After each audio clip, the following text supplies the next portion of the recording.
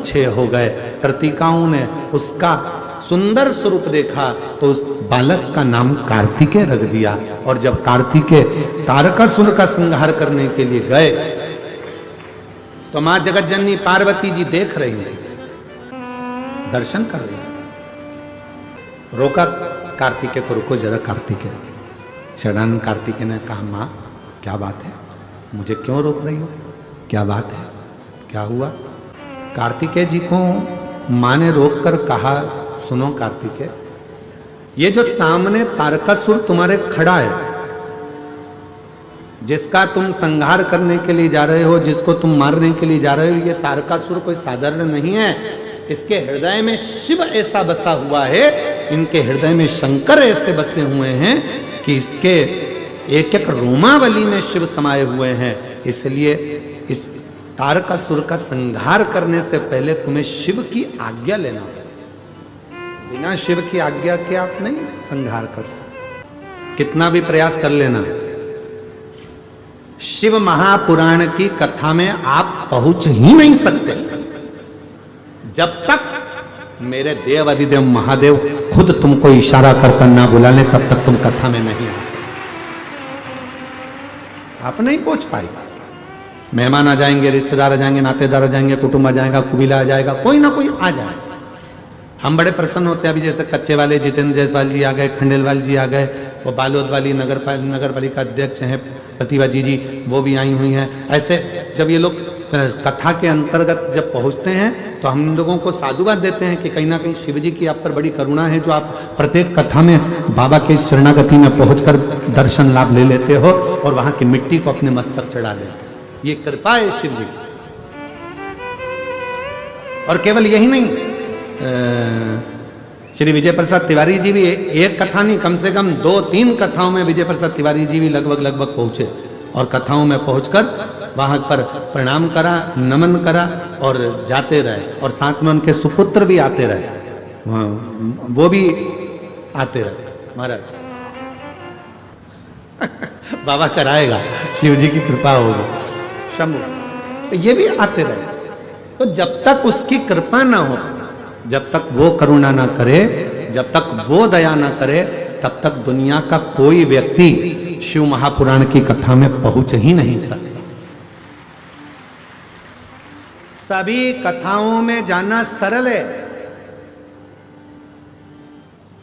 श्रीमद् भागवत कथा में पहुंच जाओगे, श्री रामचरितमानस में पहुंच जाओगे, गीता जी में पहुंच जाओगे, विष्णु पुराण में पहुंच जाओगे, नर्मदा पुराण में पहुंच जाओगे, अग्नि पुराण में पहुंच जाओगे, लिंग पुराण में पहुंच जाओगे, नारद पुराण में पहुंच जाओगे, भविष्य पुराण में पहुंच जाओगे, नरसिंह पुराण में पहुंच जाओगे, नारद पुराण, आदि पद्म पुराण, जितनी पुराणे हैं सारी पुराण में जाना सरल है और शिव महापुराण में जाना कठिन है।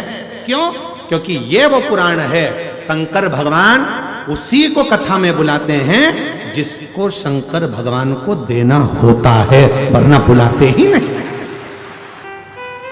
जैसे तुम्हारे मोहल्ले में शादी का कार्ड हर किसी को नहीं दिया जाता, शादी का कार्ड उसी को दिया जाता है जिससे तुम्हारी रिश्तेदारी अच्छी हो, संबंध अच्छे हो, प्रेम अच्छा हो। पड़ोसन भले पास में रह रही है और अगर पड़ोस में प्रेम नहीं है तो कोई तुम्हें शादी में नहीं बुलाएगा।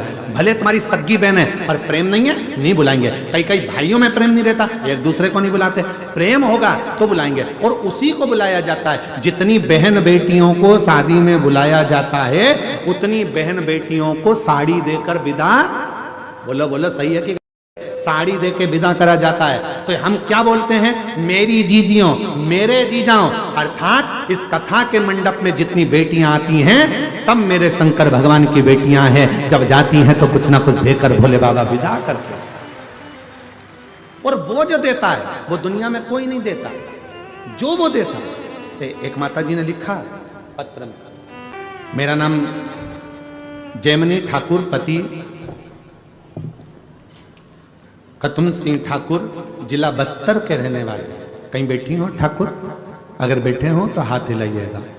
अगर कहीं बैठे हो, मेरा नाम जयमनी ठाकुर, पति कतु सिंह ठाकुर। कहीं बैठे हो? आप ही हैं, हाथ हिलाइएगा। बच्चा आया है साथ में, आ जाइए, ले आइए। गुरुजी, हम बस्तर के रहने वाले हैं, शिव महापुराण की कथा का वर्णन करना चाहती हूं जो पंडाल में बैठकर पाया मैंने। मेरा 19 साल का बेटा किसी कारणवश मर गया, उसका निधन हो गया। मेरा 19 साल का बेटा मर गया और 19 साल का बेटा मरने के बाद बहुत टूट गई। एक ही बेटा था, उसी का आसरा था, चले गया। गुरुदेव शिव महापुराण की कथा में जैसे तैसे दिल लगाया। मेरी उम्र हो गई 44 साल की और 44 साल की उम्र में मैंने भगवान भोलेनाथ की प्रार्थना करी तो बाबा ने मुझको एक बेटा दे दिया। एक बेटा दे दिया। पूरी बात तो सुनो, ताली बजाने बैठ गए। हाय ताली बजा रहे, पहले बोलो सुनो। 44 साल की उम्र में बाबा ने मुझको एक पुत्र दे दिया। वो बेटा 1.5 साल का हुआ, गिर गया, मर गया। 19 साल का बेटा गया, 44 साल की उम्र हुई, बेटा 1.5 साल का हुआ, मर गया। इतनी टूट गई, भोले बाबा आपने मुझे बेटा तो दिया, फिर वापस ले लिया। बाबा कृपा करो। डॉक्टर को क्या बोलूं मैं। फिर किसी ने कहा एक बार फिर बाबा की कथा सुन। पंडाल में बैठकर यदि वहां की मिट्टी को लगाएगी ना, गर्भ जरूर ठहरेगा। डॉक्टर ने तो कह दिया था कि अब तुम 50 के करीब में पहुंच चुकी हो, औलाद नहीं होगा। उम्र 46 पार हो गई, 47 हो गई, 48 हो गई, 50 के लगभग में पहुंच गई। औलाद होने के चांस खत्म हो गए, बच्चा नहीं होगा। फिर मैंने कथा में सुना कि पंडाल में जाकर अगर मांगोगे, बैठ गई, कथा सुन ली तो बाबा देगा जरूर। और बाबा ने ऐसी कृपा कर दी गुरुदेव, मैं बाबा की कथा सुनने के लिए पंडाल में बैठ गई और पंडाल की मिट्टी को लगा कर गई। आज बाबा की कृपा से 50 के करीब में मेरी उम्र है और मेरे बाबा ने फिर मेरी झोली भर दी और मुझे पुत्र दे दिया। फिर पुत्र।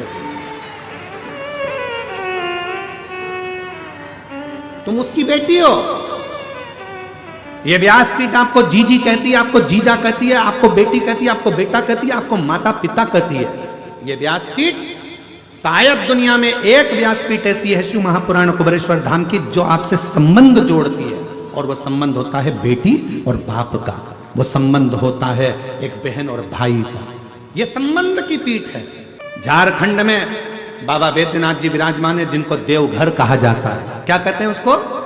देवघर। वहां देवघर कहलाता है, पर सीहोर का कुबेरेश्वर धाम देवघर नहीं, बाबा घर कहलाता है।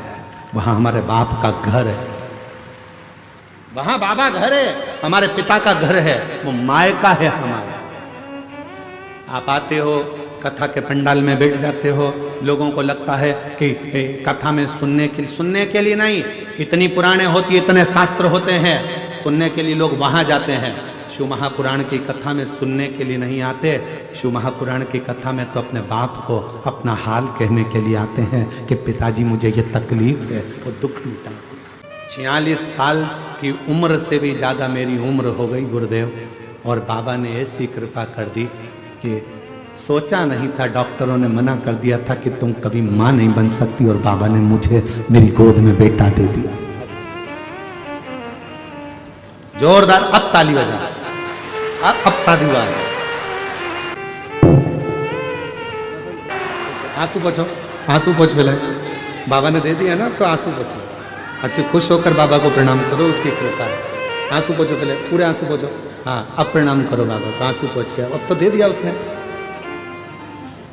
शंभू, बधाई आपको, बहुत बहुत शिव कृपा। नहीं, हमारा नहीं, बाबा को, बाबा को साधुवाद है, बधाई उसको दो। और खाली न जाता कोई दर से तुम्हारे, खाली न जाता कोई दर से तुम्हारे। मैं भी खड़ी हूँ नन्ही बाहें फसाए, अपने हृदय से लगा लो, लगा लो गिरी जा रही हो, उठारो उठारो भोले अपने दर से अब तो न टारो, गिरा जा रहा उठारो उठारो। मेरी जीजियों, मेरे जीजाओं, मेरी बेटियों, बेटाओं, मेरे बुजुर्ग माता पिता, याद रखना तुम्हारे क्षेत्र में कभी भी सूचना मिले कि कुबेर भंडारी के दरवाजे से कुबेरेश्वर धाम से चलकर ये शिव महापुराण की कथा तुम्हारे नजदीक में पहुंची है, 7 दिन नहीं 1 दिन 2 दिन समय निकालकर उसके पंडाल में रहकर झोली पसार कर उसकी मिट्टी को मस्तक चढ़ाकर दिल से कहकर देखना, 3 महीने में मेरा बाबा तुम्हारी झोली जरूर भरेगा, ये निश्चित है।